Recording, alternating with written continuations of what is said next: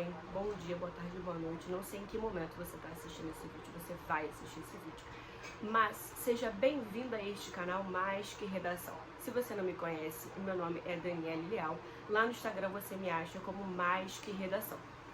Bom, eu já estou no Instagram há um tempinho, mais ou menos desde 2020, mas o projeto Mais Que Redação nasceu ano passado com a ideia de trazer para os vestibulandos um conteúdo que vai além de redação. Então eu falo sobre livros, eu falo sobre o mundo do vestibular, eu falo sobre organização de estudos.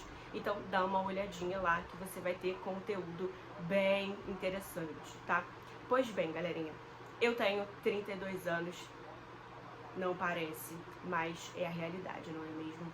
E hoje eu vou trazer para vocês um livro que eu gosto muito, que é este aqui, Solitária, da Eliana Alves Cruz.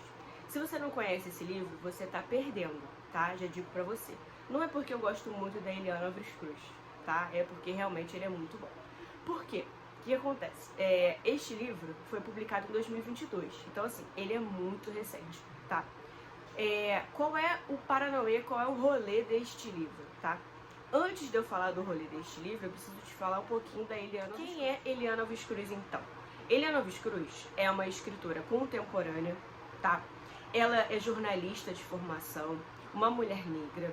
Ela tem uma trajetória incrível no mundo da literatura e ela traz temáticas que versam ali sobre o Brasil colonial. Então, por exemplo, o primeiro romance dela, Água de Barrela, publicado em 2015, é um romance genealógico, uma ficção genealógica que trata um pouco, né, uma ficção que trabalha ali um pouco da sua questão familiar.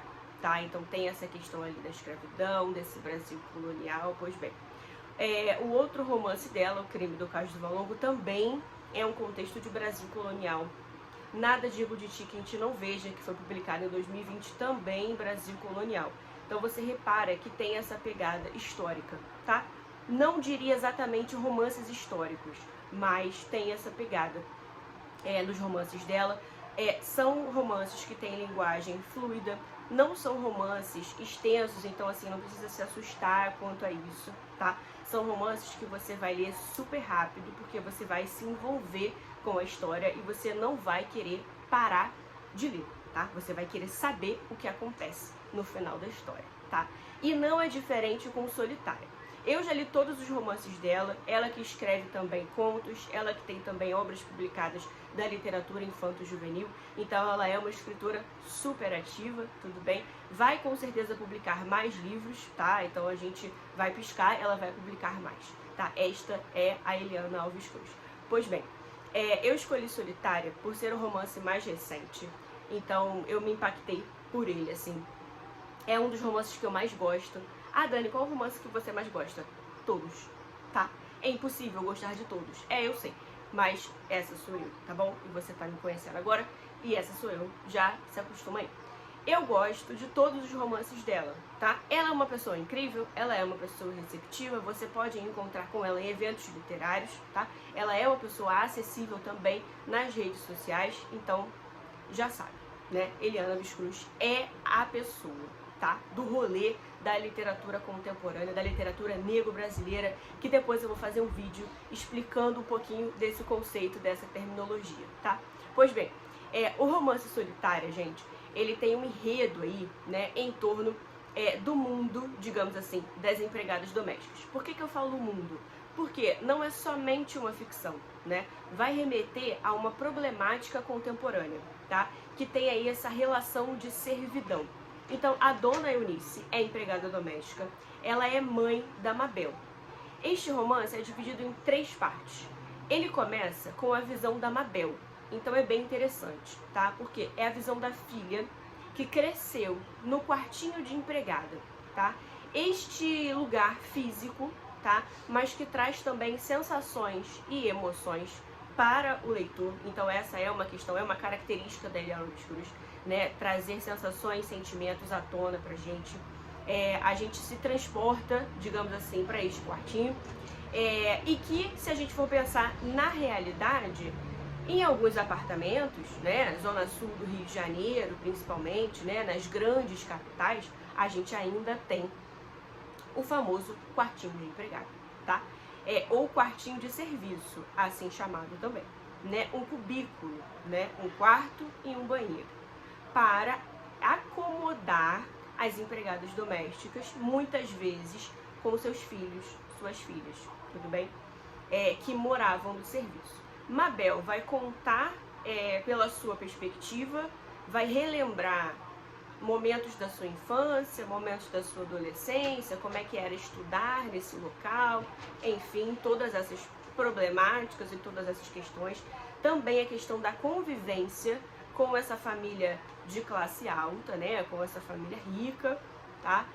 A convivência com as crianças ricas, né, com os filhos dos patrões e tudo mais, né, com as festas e vários BOs acontecem, né, várias tretas acontecem. Eliana Alves Cruz coloca várias tretas em seus livros, né, em suas histórias. Ela gosta de treta, né, com as famílias ricas, né? E aí as tretas acontecem em solitário, tá? E aí, pois bem, né, tretas que se relacionam à questão de classe, à questão de gênero e à questão de raça, tá? Então aqui eu tô falando de Dona Eunice, uma empregada negra, uma mulher negra, tá? Então eu tenho essa diferença de raça aqui acontecendo. Importante pontuar isso. Pois bem, e aí Mabel conta pela sua perspectiva na parte 1 do livro. Na parte 2, Dona Eunice é o foco, né, dessa parte da história. E na parte 3, a gente já tem como título Solitárias. Quem são os solitários, né? Dona Eunice, Mabel, não somente, tá? Mas aí a gente também pensa, problematiza o coletivo, né? As empregadas domésticas, a categoria, tá? Então a gente pode problematizar um pouquinho. Para vocês entenderem o que eu tô falando, né, em relação à linguagem, e chamar vocês um pouquinho para a leitura, e esse vídeo não se alongar um pouco mais do que 10 minutinhos, que é a minha intenção, né? Eu tenho aqui, por exemplo, na página 18, né? Quando ter uma empregada que dorme no trabalho passou a ser algo caro e não de muito bom tom, os corretores de imóveis chamariam esse local da casa de quarto reversível, um nome para não chamar o quartinho de quartinho ou do que ele realmente era, um lugar para serviçais, criadas, babás, domésticas, amas, empregadas.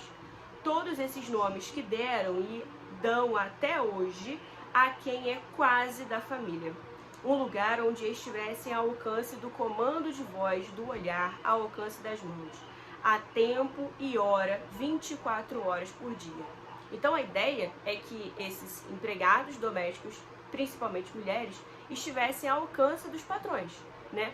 Sejam elas babás, criadas, domésticas, amas, né? Então aqui a visão da Mabel já problematiza essa questão, tá? E aí um paralelo rápido que eu faço aqui é com o filme Que Horas Ela Volta. Eu acho esse filme brasileiro fantástico, né? Para problematizar esta questão, para refletir sobre a questão de classe, principalmente. Porque, por exemplo, no filme, a gente não tem a raça, né, como principal foco, né? Já que a gente tem, por exemplo, a personagem principal, né, protagonizada pela Regina Casé, a Val, né? A Val é nordestina, a Val é pernambucana. E a questão da raça não é o foco do filme, por exemplo. Mas a gente tem sim uma desigualdade de classe aparecendo ali, né? Ela mora na casa dos patrões e a filha dela, Jéssica, tá lá em sua casa. E vem para São Paulo para prestar vestibular. E fica junto com a sua mãe, a Val. E a Jéssica, né, adolescente ali na fase adulta, né, enfim, início da fase adulta, ela começa a problematizar isso com a mãe. Ela acha errado essas questões, né, e ela começa a discutir com os patrões. Ela começa a brigar, digamos assim, né, ela começa a debater essas questões e refletir e brigar por direitos, coisas que Val já não faz muito, né? Então a gente tem uma diferença geracional e a gente tem uma diferença de classe que é exposta no filme brasileiro de 2015 que está disponível na Netflix. Então eu recomendo para vocês, né? Este filme é interessante para fazer um paralelo aí com o livro Solitária. Traz essa temática, né? É um filme maravilhoso, é um dos filmes brasileiros que eu mais gosto e recomendo para vocês. E para quem vai prestar vestibular, principalmente o Enem, né? entra como o famoso repertório sociocultural da redação, coisa que eu vou falar bastante em vídeo aqui para vocês, né? E este livro também é repertório sociocultural. O livro serve como base, né, de conhecimento de outra área para você colocar na sua redação. Então não dá bobeira. Livro é repertório sociocultural, filme é repertório sociocultural, série é repertório sociocultural, história em quadrinho é repertório sociocultural, tá? Então junta o conhecimento de fora que você tem, encaixa na sua redação e pensa fora da caixinha.